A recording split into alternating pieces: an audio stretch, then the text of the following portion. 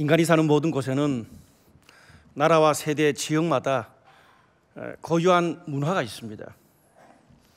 인사동에 가면 한국의 전통 문화가 있고요. 그리고 홍대 거리에 가면 요즘 대한민국의 젊은이들의 문화가 있습니다. 우리가 시간이 지나면 지날수록 느끼는 것이 내가 속해 있는 문화만 중요한 게 아니고 나와 다른 사람들의 문화를 이해하고 받아들이고 수용하는 자세가 굉장히 중요하다는 것을 알 수가 있습니다. 좀 문화적인 유연성이 있어야 요즘 젊은 세대들이 말하는 것처럼 꼰대가 되지 않습니다. 예를 들어 문화평론도 마찬가지입니다. 진중권 교수, 우리 젊은이들이 많이 아는 TV에 많이 나오는 분이죠. 진중권 교수 같은 분은 굉장히 진보적인 문화평론가입니다. 입장은 좀 다르지만 연세는 있어요. 그에 비해서 이어령 교수님 같은 분은 굉장히 보수적인 문화평론가입니다. 우리가 문화를 볼 때도 이런 입장이 다른 분들을 서로 비교하면서 이해하는 것도 필요합니다. 저희 교회는 젊은이들 많고 좀 진보적인 성향이 있어서 진중권 교수 이야기로 시작했습니다만은 저는 오늘 여기서는 이어령 교수 이야기로 설교를 시작할까 합니다. 이어령 교수님은 초대 이 문화부 장관을 지낸 분이고 크리스찬이십니다. 특별히 이 전통 문화 속에 있는 한국의 정서의 본질을 탐구하는 문화 에세이의 선구자시죠. 2013년 말입니다. 이어령 교수가 자신의 80년 인생을 정리하면서 생명이 자본이다라는 책을 출간했습니다. 그 책에서 이어령 교수가 이렇게 이야기를 해요. 과거에 전쟁과 가난, 먹고 놀고 이 뭔가 이렇게 시간 보낼 게 특별히 없어가지고 떡 하나도 이웃들과 나눠 먹고 산으로 덜로 지내면서 이웃과 더불어 지내면서 생명에 대한 사랑과 존중을 배웠다는 겁니다. 요즘처럼 거창하게 사회정의, 환경, 생태계 그런 이야기를 하지 않아도 생명과 사랑을 실천하던 그런 아주 귀한 문화들이 우리 전통 문화 가운데 있었다는 거예요. 그런 그것을 생명자본주의다 그렇게 부릅니다. 그런데 우리나라가 또 가난해서 경제개발을 했잖아요. 빠른 시간에 경제성장을 이루면서 다른 나라를 이겨야 돼요. 그리고 개발이란 이름으로 자꾸 이렇게 땅과 바다를 갈아엎다 보니까 자연까지 희생시키고 말았습니다. 돈과 성공, 경쟁에 눈이 멀어서 돌아보니까 개발로 밀어붙이지 않아야 될 소중한 것들까지 다 잃어버리고 말았습니다. 그런 병든 자본주의에서 생명과 사랑을 실천하는 생명자본주의, 건강한 자본주의로 회귀해야 된다고 80대 노학자가 그 책을 통해서 경고했습니다. 그런데 그 다음 해에 바로 세월호 사건이 터졌어요. 세월호까지 심각한 이야기 하지 않아도 최근에 스카이캐슬이라는 드라마가 장안의 화제가 됐습니다. 그 드라마를 통해서 우리 가정과 사회의 병든 자본주의의 실상을 그대로 보여줬습니다. 어떤 목사님은 성도들한테 세일 모임 하지 말고 그거 보고 나누면 훨씬 더 좋을 수도 있다 그런 우스갯소리까지 나왔습니다. 우리가 이런 다양한 자극들을 통해서 과거의 성공에만 취해 있을 게 아니라 지금 우리가 가고 있는 이 길이 얼마나 바른 방향으로 가고 있는지를 늘 새롭게 점검할 필요가 있습니다. 저는요, 우리 사회가 단번에 하루아침에 바뀌리라고 생각지는 않습니다. 또 지금까지 엄청나게 많이 바뀌어 왔습니다.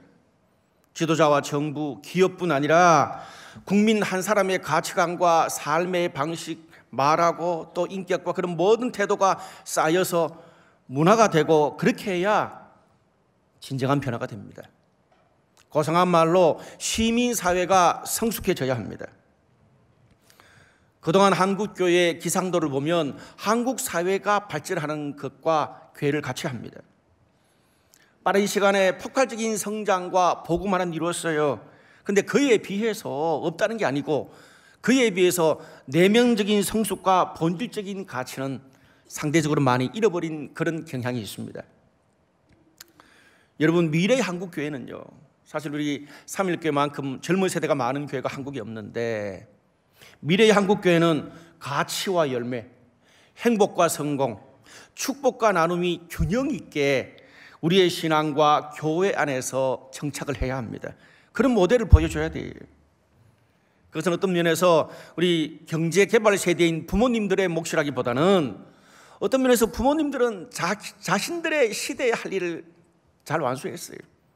이제 촛불 세대인 자녀들의 세대에 그런 과제가 있다고 해도 과언이 아닙니다.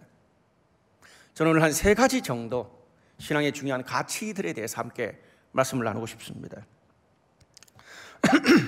첫째, 우리들한테는 십자가를 지는 고난과 섬김의 영성이 필요합니다. 오늘 본문 이야기는 예수님께서 4,000명을 먹이는 사건입니다. 좀 비슷한 사건이 마가복음 6장에 5,000명을 먹이는 사건이 그 전에 나옵니다. 두 이야기가 비슷한 것 같은데 주는 교훈과 메시지 포인트가 달라요. 마가복음 6장에 5,000명을 먹이는 사건은 예수님께서 정말 거기 있는 무리들을 안타까이 여기시고 사랑하고 먹이는 데 포커스가 있습니다. 그런데 오늘 4,000명을 먹이는 이 사건은 4,000명을 먹이는 사건 자체보다도 그 뒤에 있는 논쟁이 포인트입니다. 바리새인들과 하는 논쟁이 포인트예요. 이 논쟁을 통해서 예수님은 바리새인, 헤롯 왕, 제자들의 잘못된 신앙의 가치관을 교정해 주고 계십니다. 우리 한국교회와 사회에 굉장히 필요한 말씀이라고 저는 생각합니다. 오늘 본문의 11절과 12절을 한번 다 같이 읽어볼까요? 11절과 12절 시작. 바리새인들이 나와서 예수께 힐난하며 그를 시험하여 하늘로부터 오는 표적을 구하거늘 예수께서 마음속으로 깊이 탄식하시며 이르시되 어찌하여 이 세대가 표적을 구하느냐. 내가 진실로 너희에게 이르노니 이 세대에 표적을 주지 아니하리라 하시고. 먼저 바리새인들이 요구한 게 나옵니다. 뭡니까? 좀 요즘 일상의 말로 표현하면 4,000명을 먹였다는 이야기를 수많은 그런 대중들로부터 바리새인들이 들었을 거 아니에요. 바리새인들은 당시 이 종교적인 지도자고 사회 지도자들입니다. 그래서 그들이 예수님을 시험하면서 그 표적을 한 번 더 요구했습니다.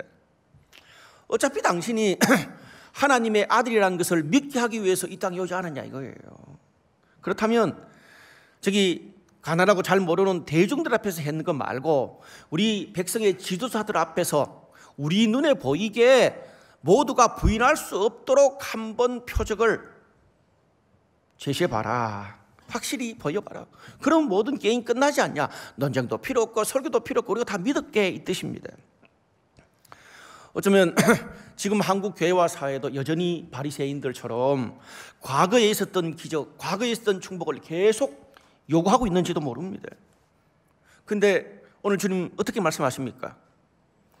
충분히 지난번에 대중들 앞에서 했던 것 한 번 더 할 수도 있을 텐데 단호하게 거절하시면서 아예 그런 세대들에게 표적 자체를 보여주지 않겠다고까지 과하게 말씀하셨습니다.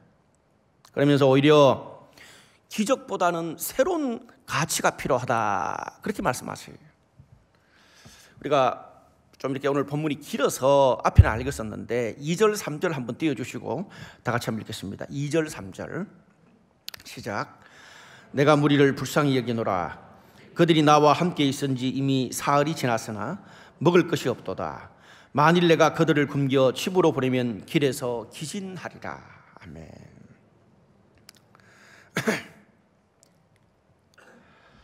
예수님이 4,000명을 먹이신 이유가 나옵니다.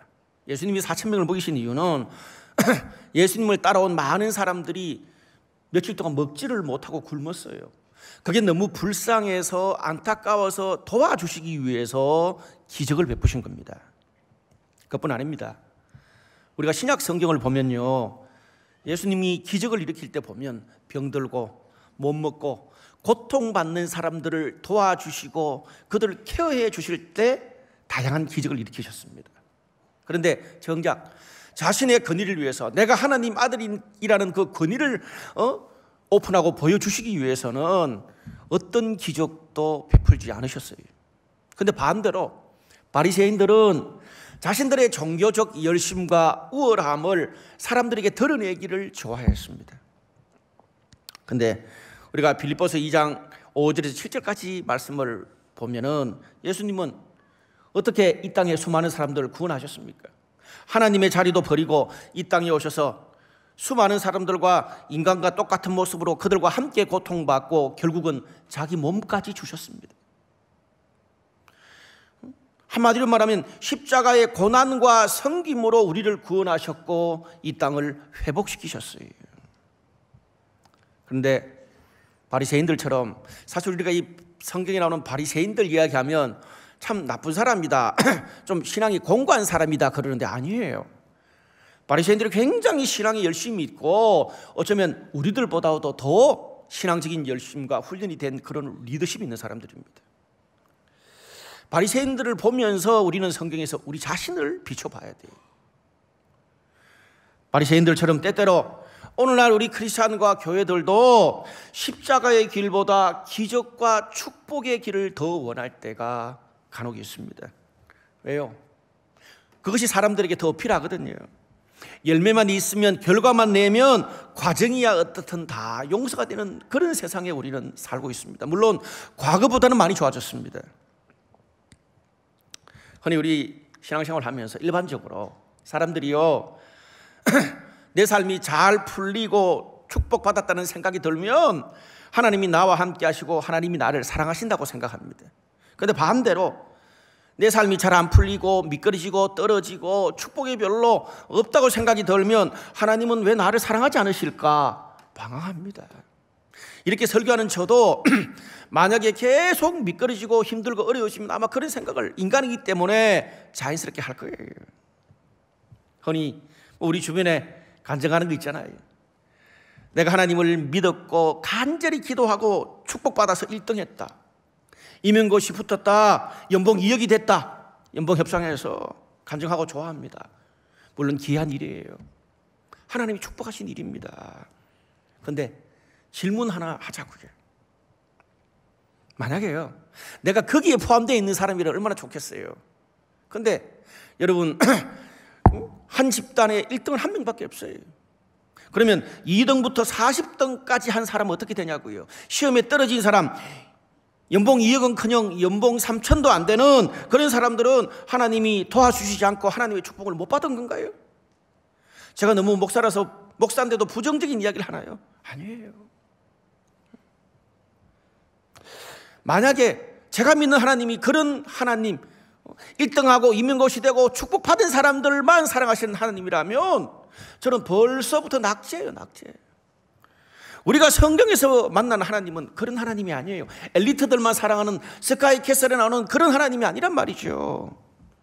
하나님의 사랑은요, 우리가 잘 될 때나 안 될 때나, 우리가 성공할 때나 실패할 때나 상관없이 끝까지 자녀들을 사랑하고 돌보시고 책임져 주는 하나님, 죄인도 사랑하시고 책임져 주는 하나님, 내 인생 내가 다 망가뜨려 놨는데도 협력해서 선을 이룬다. 무슨 말입니까? 애프터 서비스 다 하시는 하나님.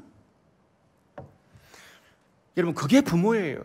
힘들어하는 자식을 더 챙기는 게 부모고, 그게 제가 믿는 하나님의 사랑, 성경에서 말하는 하나님의 사랑입니다. 시험에 재작년에도 떨어지고 작년에도 떨어지고 몇 번을 계속 떨어지고 계속 백수로 살고 이렇게 주변에서 볼 때 안 풀리나 싶은데도 공황 안 걸리고 하나님의 사랑으로 꿋꿋이 살면서 오늘 예배 와서 찬양하고 또 성교 현장 보고 박수치고 그렇게 사명 감당하는 그런 삶, 하나님의 평강의 축복을 받은 줄로 믿습니다. 연봉이 올랐어요. 연봉 몇 억이에요. 그런데도 정직하고 겸손하게 연약하고 가난한 사람들과 함께하고 선교하고 사역에 동참하고 하나님의 축복 바로 받은 거죠. 하나님의 축복을 제한시키지 맙시다. 오늘 15절 말씀에 바리새인의 누룩을 주의하라, 그런 말씀이 있습니다. 여러분, 바리새인의 누룩이 뭡니까?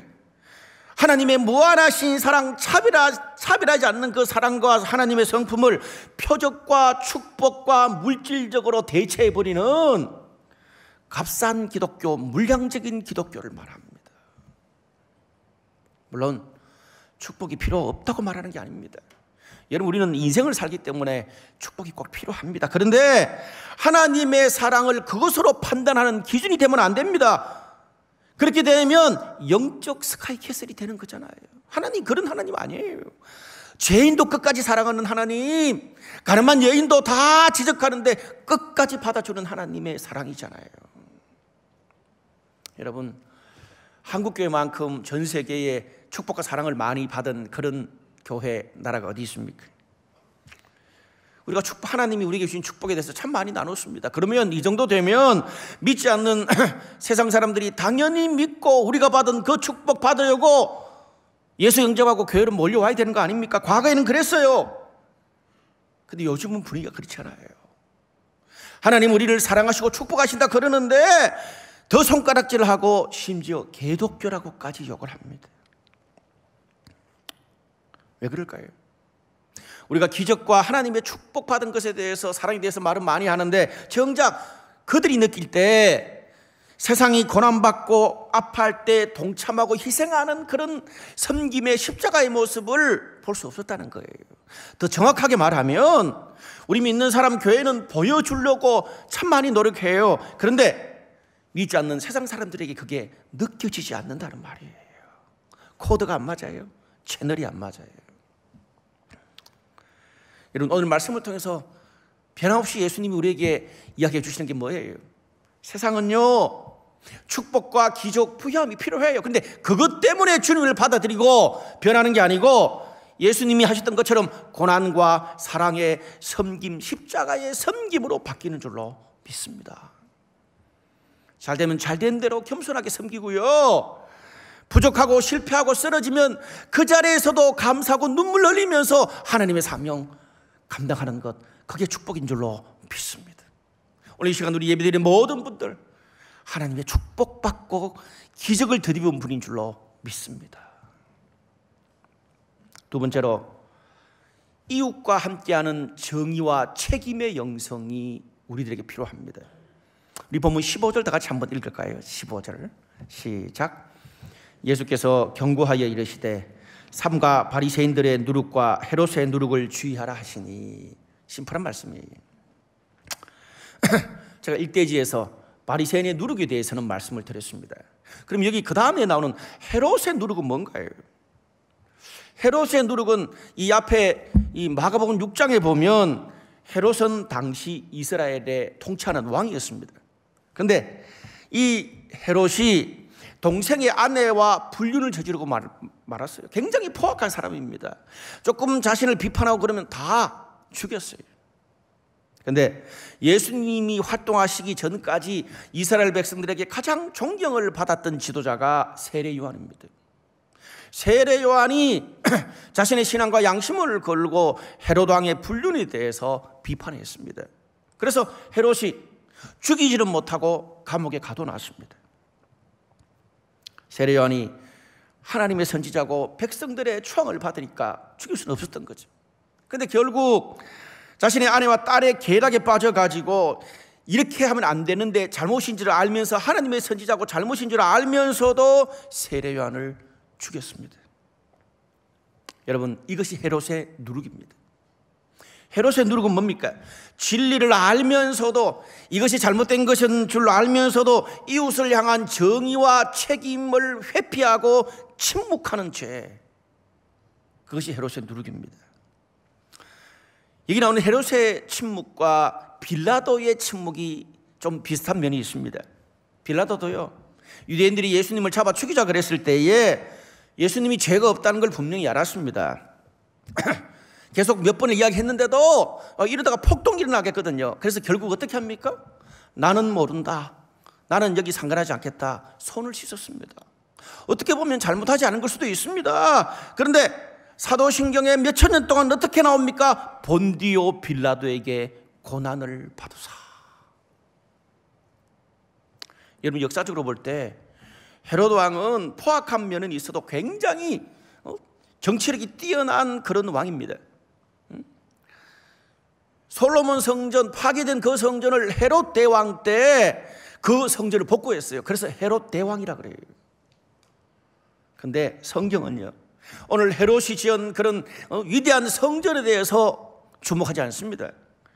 까다로운 유대 민족을 정말 잘 다스린 빌라도의 노련한 정치적 리더십에 대해서 주목하지 않습니다. 오히려 정의와 책임을 회피하는 그들의 비겁한 침묵을 죄라고 말합니다. 여러분, 복음이 뭡니까? 개인 구원뿐 아니라 여러분, 십자가가 하나님과의 수직적 관계, 이웃과 수평적 관계잖아요. 나 한 사람 구원 얻을 뿐 아니라 이웃과 사회 속에서 마땅히 해야 될 정의와 책임을 감당하는 것이 복음입니다. 좁은 의미의 복음과 넓은 의미의 복음을 다 포함하고 있습니다. 은혜와 공의, 신앙과 책임, 개인 신앙과 공적인 신앙이 함께 가야 됩니다. 그게 건강한 신앙이에요. 하나님이 사랑만 있고 공의가 없으면 하나님이 아닌 거예요. 한국교회는 지금까지 이런 부분에 상대적으로 부족한 면이 있습니다. 헤롯처럼 온갖 이 자신의 욕망을 위해서 부정을 다 저지르고 위정하고 수백억 뒷돈을 숨기고 인권을 유린하는데도 성공했다고 11조 내고 교회 봉사하고 선교센터 지어주고 신우의 예배 드리면 면죄부를 줄 수 있는 것입니까? 저는 11조 드리지 마라 그런 게 아닙니다. 선교센터 지어주는 게 그게 잘못됐다고 말하는 게 아닙니다. 신우 예배 드리는 것이 잘못됐다는 게 아닙니다.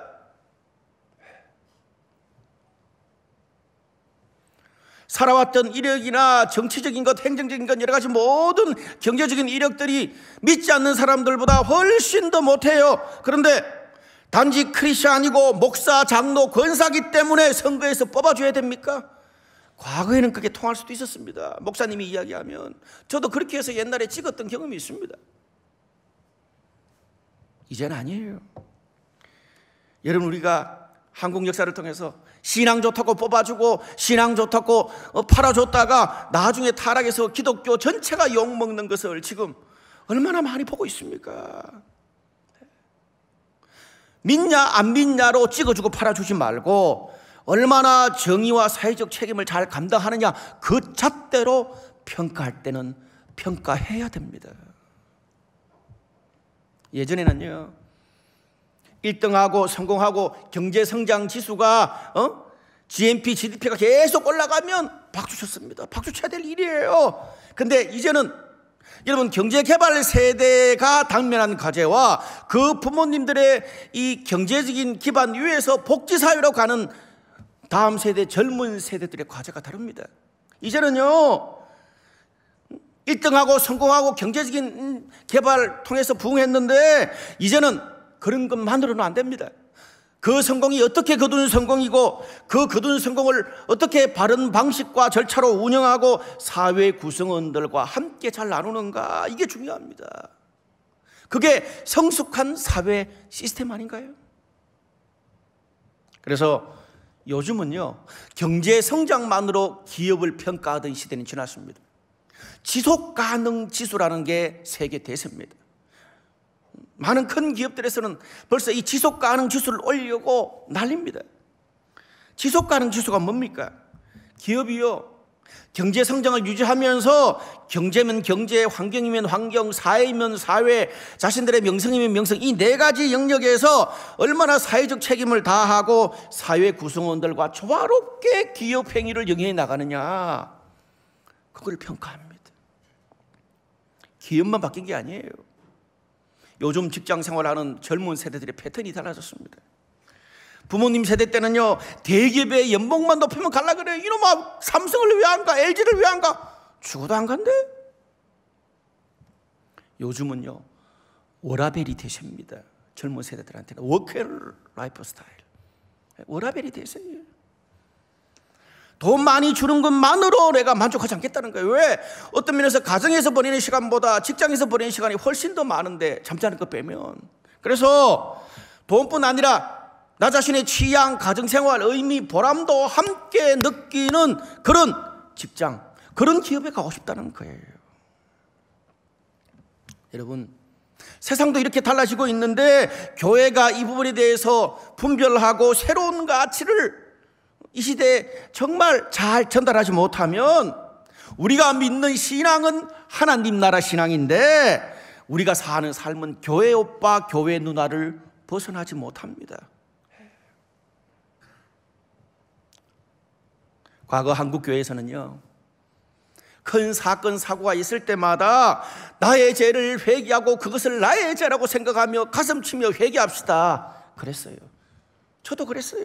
근데 시간이 지나면서 가만히 보니까 때때로 그것이 오늘 본문에 나오는 빌라도의 비겁한 책임 회피로 느껴질 때가 간혹 있었어요. 여러분 없었어요?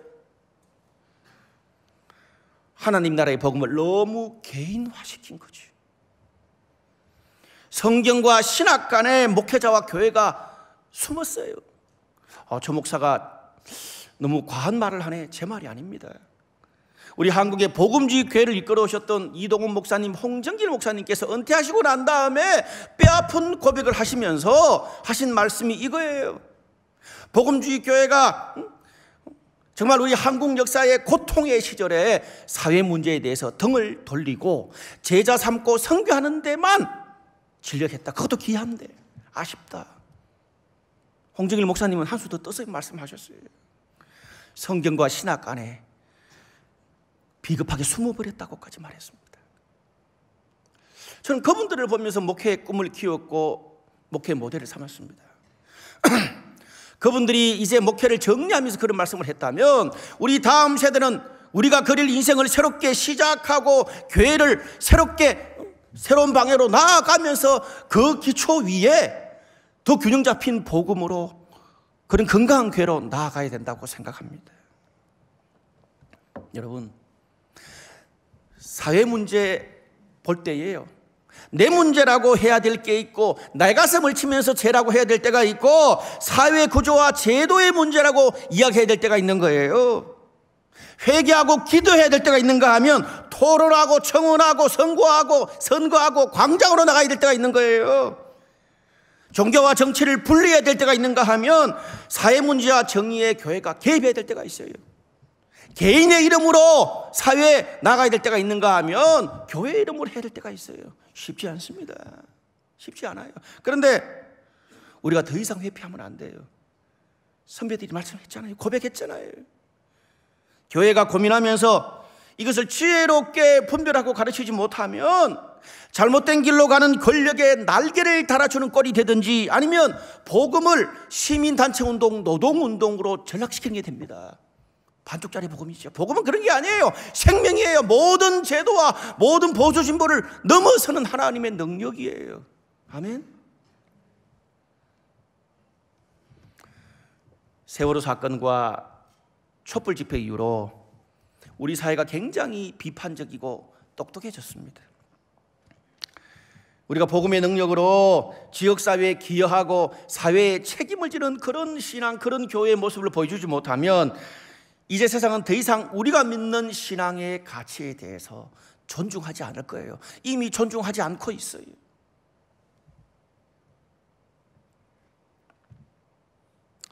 한국교회가 1980년대, 90년대가 제자 삼는 사역이 포커스를 두었다면 2000년대 이후에 한 15년은 공동체와 소그룹 셀 운동에 포커스가 있었습니다. 저는 앞으로 10년, 15년은 복음이 어떻게 지역사회와 사회적 책임과 조화를 이루면서 교회와 세상이 함께 건강한 모습으로 나아가느냐, 그게 화두가 될 거라고 생각합니다.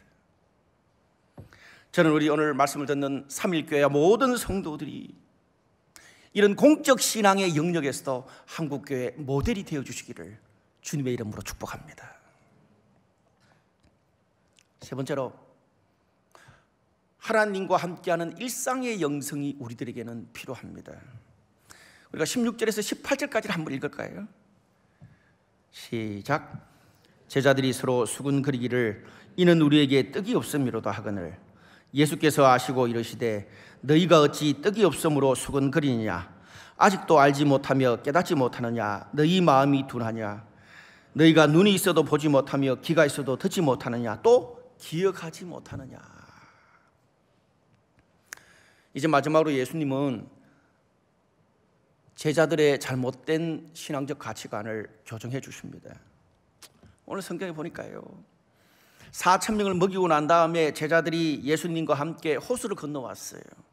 근데 호수를 건너와서 보니까 그때 기적을 일으켰던 빵 7강줄이 남았었는데, 5,000명 때는 12강줄이 남았었는데 그 떡을 한 개밖에 가지고 오지 않아서 서로 논란이 벌어졌습니다.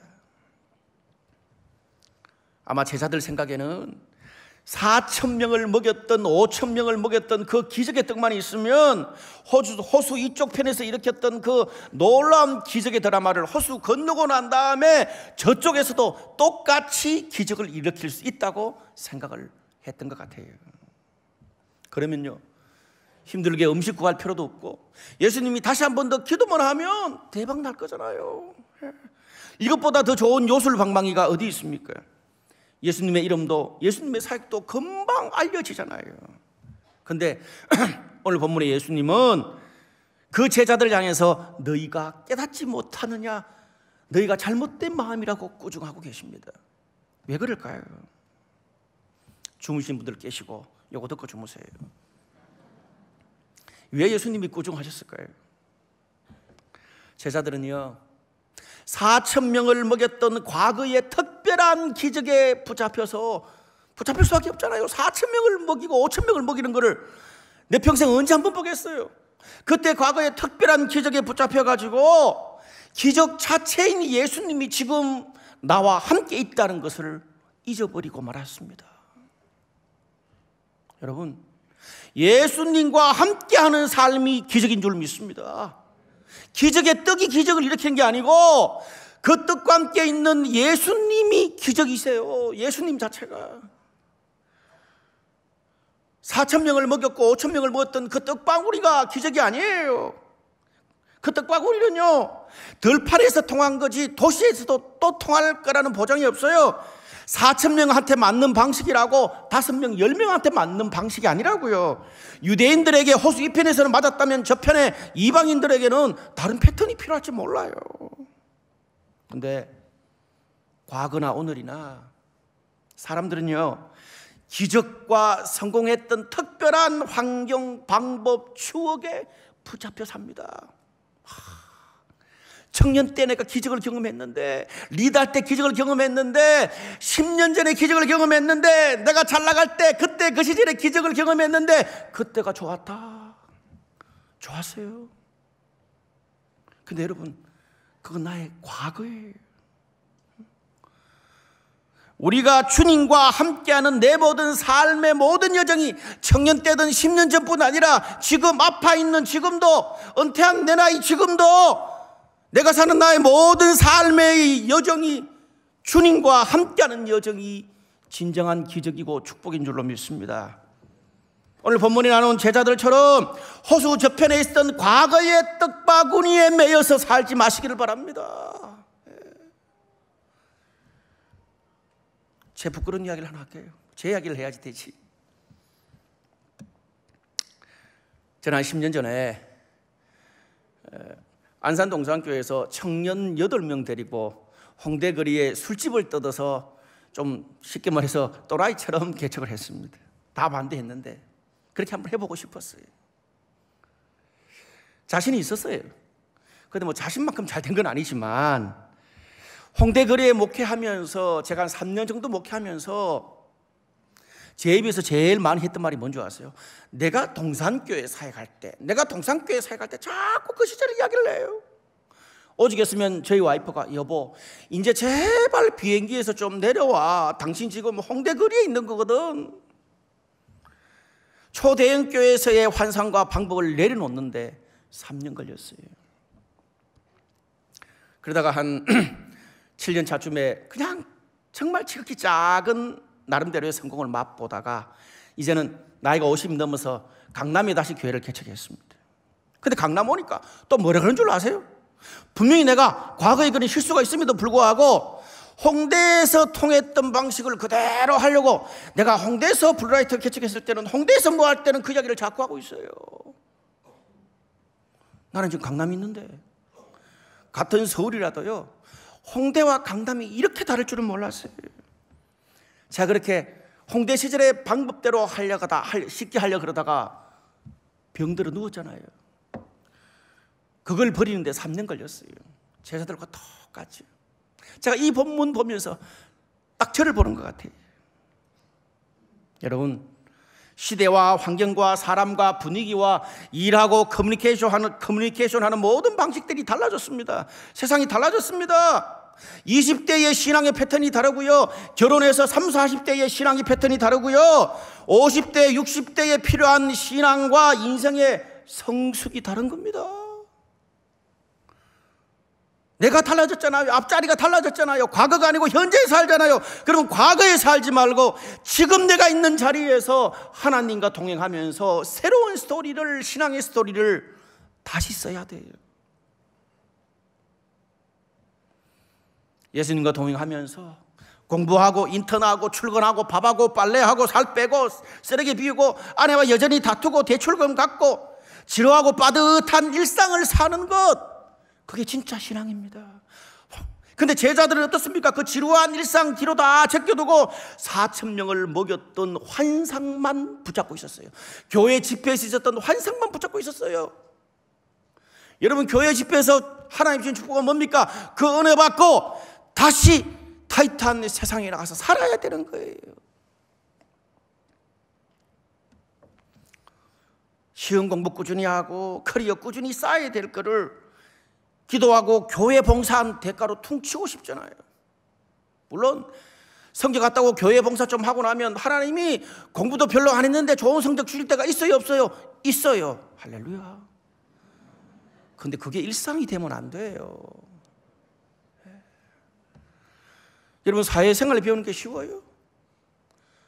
정말 선배들과 또 기업 안에서 수많은 시행착오를 겪으면서 사회생활을 배워야 되는데 인맥과 한방 기적으로 대박을 꿈꾸고 싶어요. 아니라고요. 여러분, 신앙생활은 또 어떻습니까?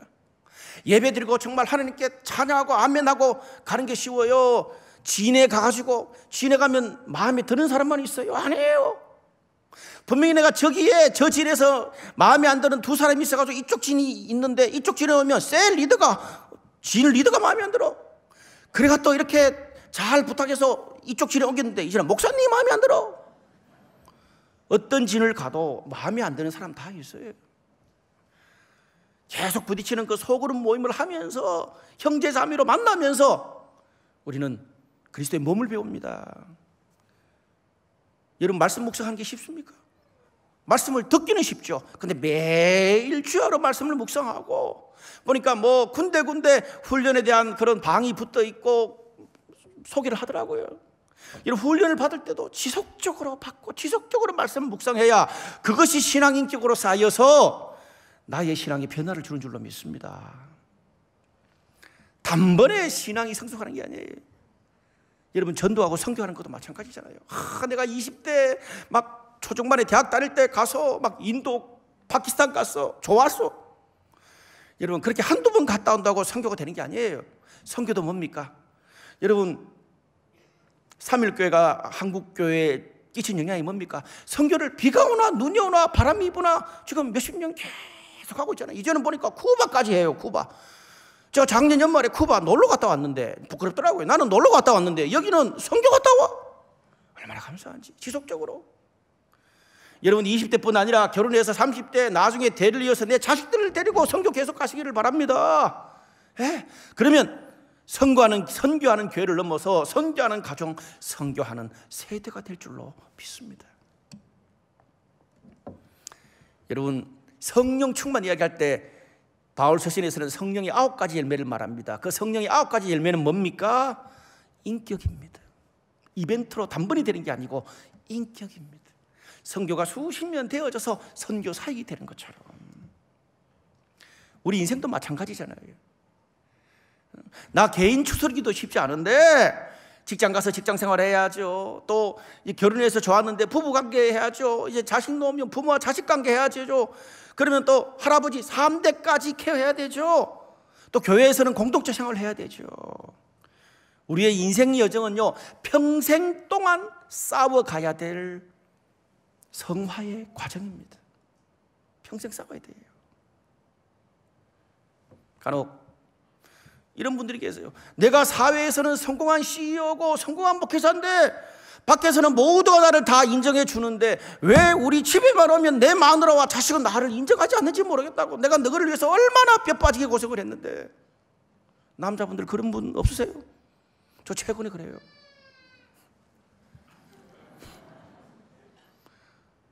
섭섭하더라고요. 근데 제가 정신 차리고 보니까 당연해요. 왜? 가족은 직원이나 아랫사람이 아니에요. 아내와 자식들은.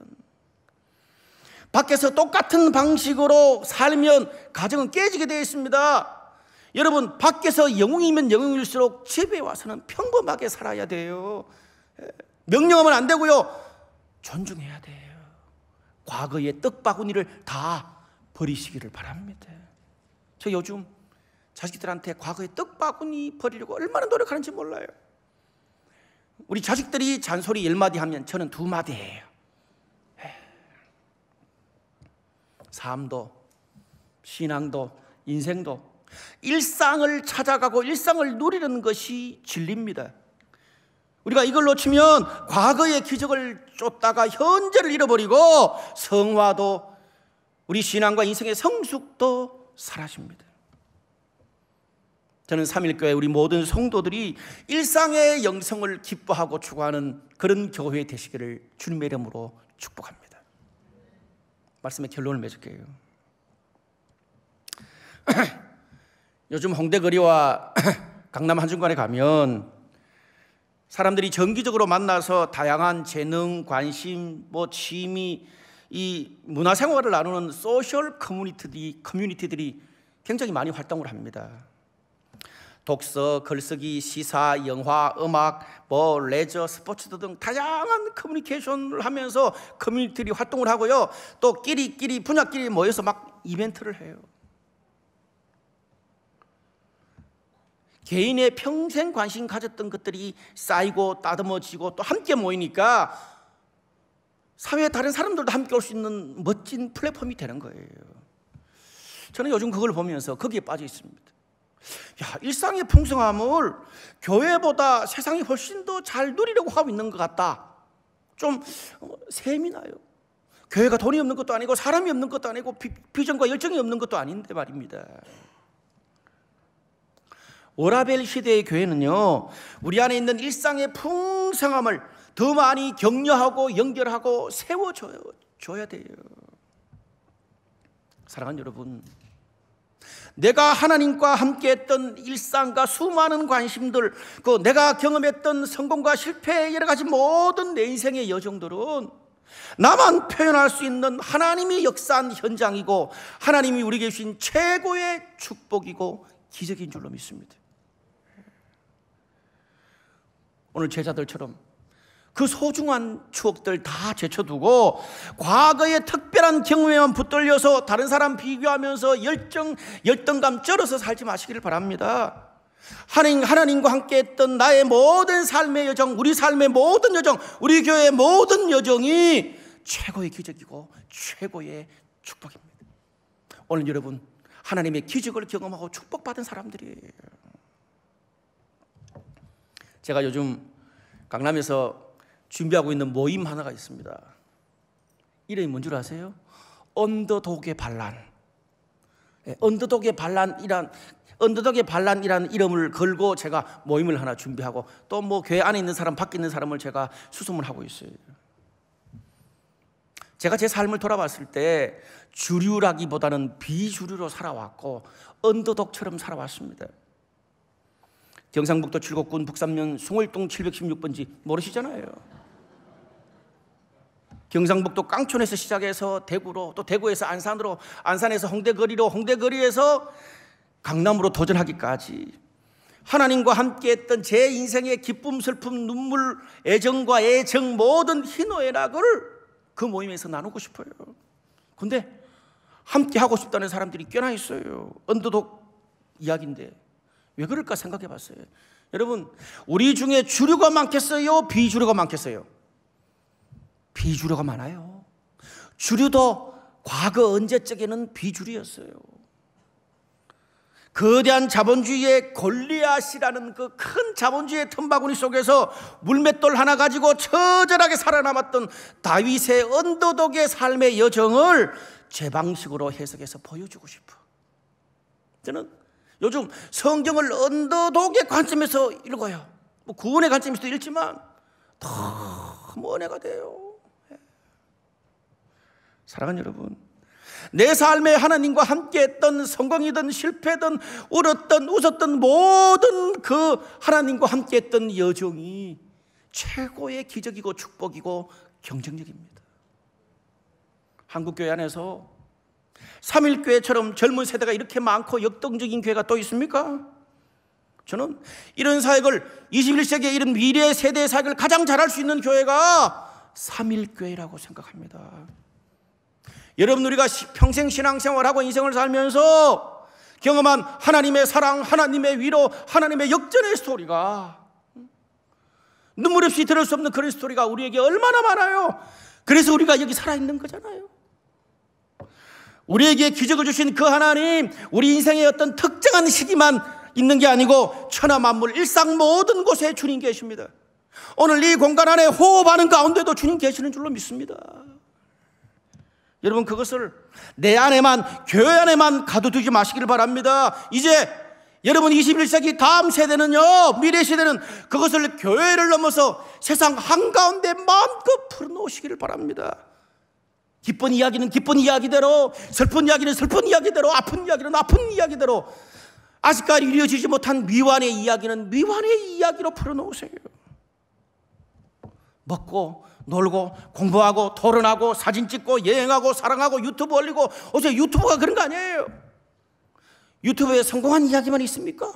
말도 안 되는 희한한 이야기를 올렸는데 사람들이 감동해. 왜? 말도 안 되는 희한한 일을 겪는 사람이 많거든.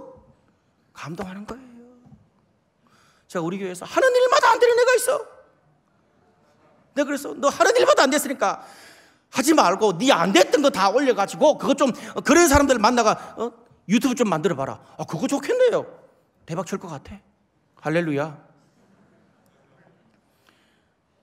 여러분의 다양한 은사, 취미, 버킷리스트들을 수많은 관계와 모임을 통해서 엮고 만드세요. 여러분, 삼일교회 그러면, 삼일교회 그러면 진 아닙니까? 저희 교회에서는 셀이라 그러고 다른 데서는 수은, 소그룹이라 그래요. 교회 안에서만 진을 만들지 말고 도시에, 그리고 모든 세대의 대한민국과 전 세계에 진을 만드시기를 바랍니다. 영역만 넘겨놓으면 돼. 교회에서 했던 일을 밖에, 세상에, 도시에 내 친구들한테 영역만 넘겨놓으면 되고, 신앙과 교회에 대한 패러다임만 바꿔주면 돼. 왜? 건물이 교회가 아니고 예수를 믿는 우리가 교회입니다. 아멘? 건물 안에서 은혜 받고 건물을 뛰어넘어서 세상 전체가 여러분의 교구고 진이고 사역지예요. 거기서 기독교 문화도 보여주고 또 그것을 통해서 세상의 건강한 문화도 세워주고, 그러면 전도도 자연스럽게 됩니다. 그게 요즘 뭐 좀 목회자들 사이에 뜨고 있는 미셔널 처치 선교적 교회 운동입니다. 다음 세대의 신앙과 교회는 은혜의 복음, 복음의 능력뿐 아니라 땅끝까지 가서 전도도 하고 선교도 하고 삼위일체 하나님의 충만한 일상, 하나님이 나와 함께 하셨던 그 일상을 마음껏 펼쳐 보여주는 것이 되어야 합니다. 저는 오늘 이 예배를 드리는 저와 여러분, 우리 모두가 삼일교회가 하나님의 복음을 전하고 세상을 건강하게 하는 그런 성도, 그런 교회, 우리 한국교회와 한국사회의 희망이 되시기를 주님의 이름으로 축복합니다. 한번 기도하실까요? 이 시간 한번 기도할 때 한 2가지 정도 기도했으면 좋겠습니다. 하나님, 내가 어떤 자리에 서 있든지 간에, 내가 또 어떤 인생, 성공의 인생, 실패의 인생, 어중간한 인생, 어떤 인생을 살았든 간에 내가 선 곳에서 하나님이 나와 함께 하셨던 그 모든 소중한 내 인생 여정이 하나님의 기적이요 축복인 줄로 믿습니다. 내가 그렇게 알고 어떤 특별한 또 다른 사람에게 있는 그 축복에 얽매여서 열등감 가지고 살고 과거에 얽매여 살지 말게 하시고 지금 현재를 받아들이고 그 하나님의 사랑과 축복을 흘러보낼 수 있게 해주시옵소서. 또 한 가지는 하나님, 정말 내가, 우리 교회가 정말 이 시대에 섬김의 영성으로, 그리고 정의를 행하고 정말 책임지는 사회의 여러 가지 연약하고 소외된 자들에 대해서 비겁하게 침묵하지 않고 정말 그들에게 책임지는 그런 영성, 그런 교회가 되게 해주시고 정말 이 한국 교회의 희망이 되는 교회가 되게 해달라고 다 같이 한번 통성으로 기도하시겠습니다. 하나님 아버지, 오늘 이 자리에 예배드리는 살아가는 모든 성도들과 교회를 축복합니다. 하나님, 우리가 어떤 삶을 살았든지, 어떤 삶의 현장 가운데 있든지